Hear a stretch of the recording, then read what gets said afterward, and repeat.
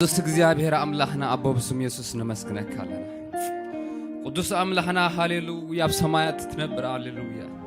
ሰማይ ዝፋንካ ምድር ድማ መርገጽ እግረኻ አምላክና ሃሌሉያ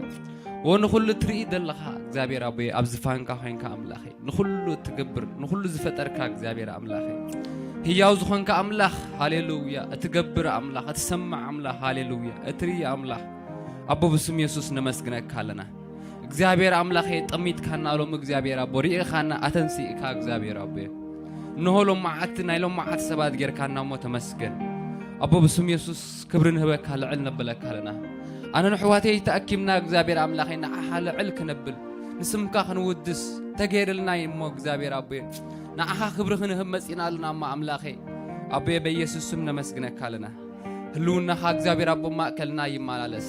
እግዚአብሔር አቦ መንፈስካ አብልዕሌና ይዘንብይ አምላኬ አቦ በጌታ በኢየሱስ ስም ጸልለሁ አምላኬ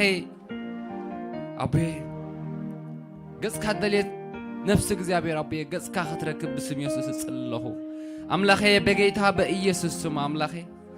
ዝጸምአት ነፍስ ክሰቲ ክትረው እግዚአብሔር አምላኬ አቦ በጌታ በኢየሱስ ስም ጸልለሁ